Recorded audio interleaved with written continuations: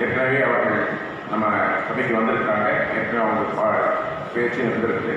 அதில் அவங்க முதலில் வந்து திருத்தொண்டர் புராணத்தில் இல்லற நெறி. இப்போ கடந்த நம்ம 2-3 கூட்டமாக பார்த்தீங்கன்னா நம்ம வந்து ஒரு விதத்தில் அந்த குடும்பம் சார்ந்த விஷயங்களாகவும் நம்ம வந்து சமூகத்துக்கு என்ன செய்யணும், அதில் வந்து பெரியவங்க வந்து குழந்தைகளுக்கு என்ன விதமான போதனைகள் எல்லாம் நம்ம கொடுக்கணும் அப்படிங்கிற மாதிரி தான் நம்மளுடைய கருத்துக்கள் ஒவ்வொரு கூட்டத்திலையும் வந்துட்டு இருக்கு. அதே மாதிரி திருத்தொண்டர் புராணத்தில் இல்லற நெறி, நம் இல்லறம் எப்படி இருக்க வேண்டும் என்பதை திருத்தொண்டர் புராணத்தில் எப்படி கூறியிருக்கிறார்கள் என்பதை பற்றி இன்று நமக்கு கருத்து தெரிவித்து வந்துள்ளார்கள். அவர்கள் தொலைபேசியில் அழைக்கும் போது பா பிரபுன்னு மட்டும் போடாதீங்க, திருமணமேடு பா பிரபு என்று அதில் இருக்க வேண்டும் என்று எனக்கு சொல்லியிருந்தார்கள். அந்த திருமணமேடு அவருடைய ஊர், அந்த ஊர் காரணத்தையும் அவருடைய பேச்சிலே நமக்கு தெளிவுபடுத்துவார்கள் என்று நினைக்கின்றேன். அவர்களை பற்றிய சிறு குறிப்போடு அவர்களை அறிமுகப்படுத்தும்படி ராசவேட செல்வரத்தமிழ் அரங்கின் அமைப்பாளர் திரு ராச இளங்கோவன் அவர்களை அன்போடு அழைக்கின்றேன்.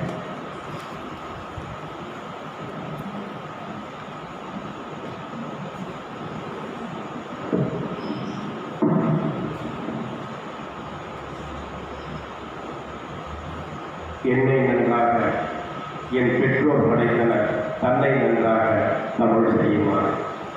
இனிய பெருமக்களே, நல்லோர் வட்டம் என்கின்ற இந்த அருமையான அமைப்பு நான் தொடக்க விழாவிலே மீண்டும் தொடங்கிய பொழுது தொடக்க விழாவிலே சொன்னது போல ஃபீனிக்ஸ் பறவை போல மீண்டும் உயிர் பெற்றிருப்பது நம் அனைவருக்குமே மிகுந்த மகிழ்ச்சியை தரக்கூடிய செய்தி.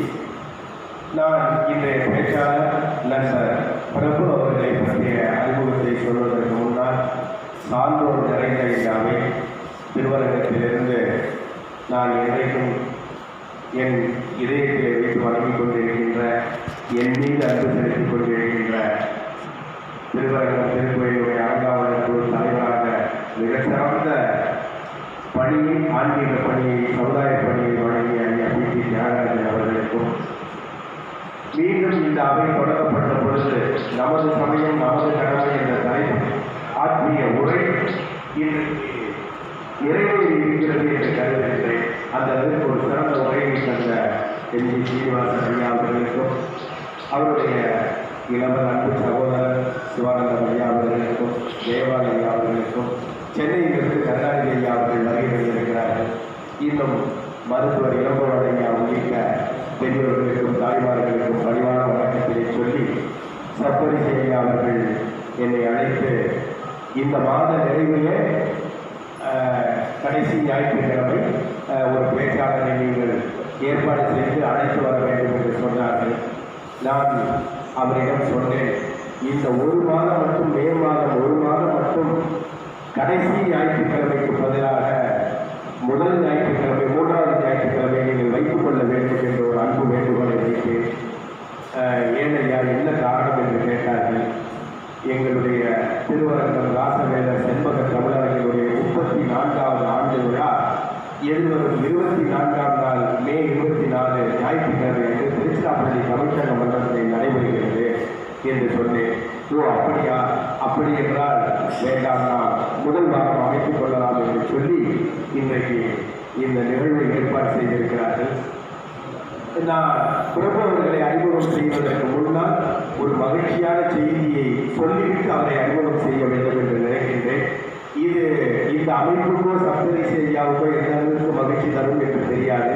ஆனால் எனக்கும் எங்களுடைய நான் சார்ந்திருக்கின்ற செண்பக தமிழர்களுக்கு அது மகிழ்ச்சியான செய்தி. ஒவ்வொரு ஆண்டும் ஒரு அமைப்பை, தமிழ் அமைப்பை அழைத்து அவர்களை ஆண்டு விழாவிலே சிறப்பு செய்வது வழக்கம். இந்த ஆண்டு அரங்கனுடைய 34வது ஆண்டு விழாவிலே நம்முடைய தண்டலை நல்லோர் வட்டத்திற்கும் அந்த சிறப்பை செய்ய வேண்டும் என்று சப்தரி செய்ய அவர்களை பணித்து கேட்டுக்கொண்டு அவர்கள் தயங்கி ஏற்றுக்கொண்டார்கள்.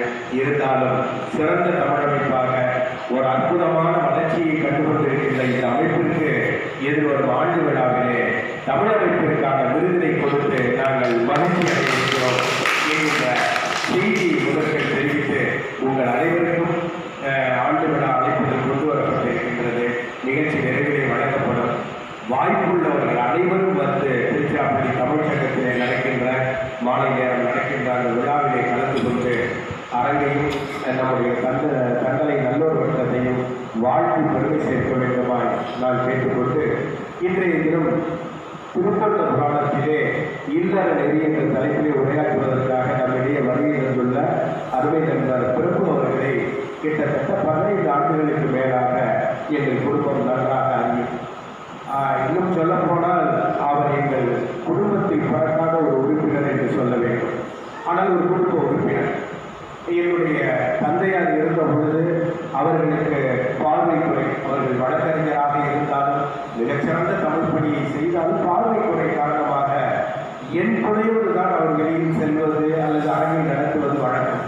நான் எங்காவது பள்ளி பணிக்காரமாகவோ வேறு பணிக்காரமாக வெளியில் செல்கின்ற பொழுதெல்லாம் என் இடத்தை இட்டு நிரப்புவதற்கு தம்பி பிரபு அவர்கள் என் தந்தைக்கு உடனாக. இன்னும் சொல்ல போனால் அரங்கினுடைய செல்வத்தமிழர்களுடைய 1130வது கூட்டம் நடைபெறுகிறது.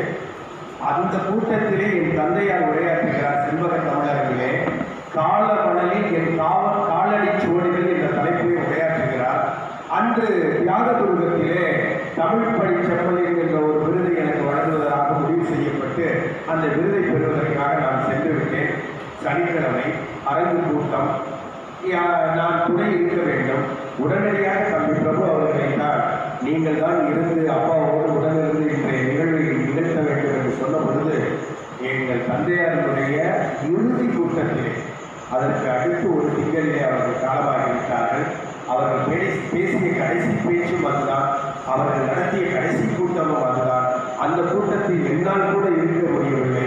ஆனால் தம்பி பிரபு அவர்கள் தான் இருந்து அந்த கூட்டத்தை செம்மையாக நடத்தி கொடுத்தார்கள். திருத்தொண்டர் புராணத்தில் இல்லற நெறி என்ற தலைப்பில் உரையாற்றுகிறார்கள். ஏற்கனவே காத்தவராயன் கதைப்பாடல்களை நூலாக அவர்கள் வெளியிட்ட பெருமைக்குரியவர்கள்.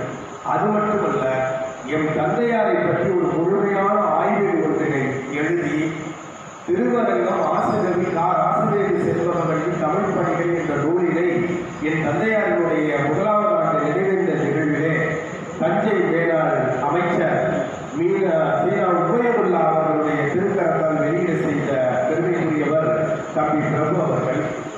எல்லாவற்றையும் விட சிறப்பு, அந்த நூலுக்கு அந்த ஆய்வுக்கு தமிழக அரசினால் 2015ஆம் ஆண்டு அவருக்கு 15,000 ரூபாய் ஒப்பப்பணம் கிடைத்ததும் அவர்களுடைய எழுத்துக்கு கிடைத்த மிகப்பெரிய வெற்றியாக நான் கருதுகின்றேன்.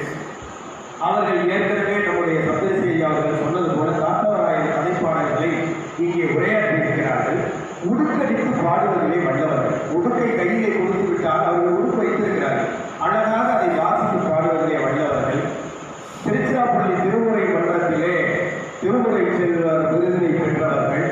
அடுத்து நானும் தம்பி பிரபு அவர்களும் பாரதி பிறந்த எட்டயபுரத்திலே அவரது இல்லத்திலே நம்முடைய இசையமைப்பாளர் கங்கையமரன், இன்றைக்கு அனைத்து இந்திய அண்ணா திராவிட முன்னேற்ற கழகத்திலே இருந்த புரட்சி தலைவி அம்மா அவர்களோடு உடன் இருந்த செல்வி ஜெயலலிதா அவர்களோடு உடன் இருந்த சசிகலா அவர்களுடைய கணவர் நடராஜன் அவர்கள் இணைந்து எனக்கும் தம்பி பிரபு அவர்களுக்கும் பாரதி பணிச்செல்வர் என்ற விருதினை கொடுத்தார்கள். நாங்கள் இருவரும் தான் சென்று அந்த விருதினை பாரதி பிறந்த எட்டயபுரத்திலே வாங்கியிருந்தோம். தற்பொழுது திருவரம்பூரிலே உள்ள RSK பள்ளியிலே தமிழாசிரியராக சிறந்த தமிழ் பணியாற்றி வருகிறார்கள். வழங்குவதற்கு இனியவர், பார்ப்பதற்கும் எளியவர் அவர்கள். இன்றைக்கு திருத்தொண்டர் புராணத்தில் இல்லற நெறி என்ற தலைப்பில் மிகச் சிறந்த உரையை வழங்குவதற்காக வருகிறார்கள். அவரை பற்றி நிறைய சொல்லலாம். அவருக்கு நாம் நேரத்தை கொடுக்க வேண்டும். அந்த அளவிலே எங்களுடைய திருத்தொண்ட புராணத்தை அவர்கள் சப்தரி செய்தி அவர்கள் தொடக்கத்திலே வரவேற்புரையை சொன்னது போல இந்த ஆண்டுடைய தொடக்கமே நம்முடைய ஐயா எம்.ஜி. சீனிவாசன் ஐயா அவர்கள் நமது சமயம் நமது கடமை என்ற தலைப்பிலே நம் நாட்டுக்கு என்ன சொல்ல வேண்டும் என்பதை சொல்லி தொடங்கினார்கள். பிறகு அடுத்து வந்த முனைவர் லாவண்யா அம்மா அவர்கள் இன்றைக்கு நாம் செய்கின்ற இந்த சடங்குகள் எல்லாம் அர்த்தமுள்ள சடங்குகள், அது அறிவியல் சார்ந்த சடங்குகள் என்று சொல்லி நமக்கு ஒரு மிகப்பெரிய விழிப்புணர்வை ஏற்படுத்தினார்கள். அடுத்து இன்றைக்கு குடும்பமெல்லாம் எப்படி இருக்க வேண்டும், அது திருத்தொண்டர் புராணத்திலே பெரிய புராணத்திலே சேக்கிழார் பெருமான் எந்த அளவுக்கு படம் பிடித்து காட்டியிருக்கிறார் என்று சில நாயன்மார்களை உதாரணத்தை எடுத்துக்கொண்டு அதை பற்றி உரையாற்ற இருக்கிறார்கள் என்று சொல்லி இந்த அளவிலே என்னுடைய அறிமுக உரையை நிறைவு செய்கிறேன்.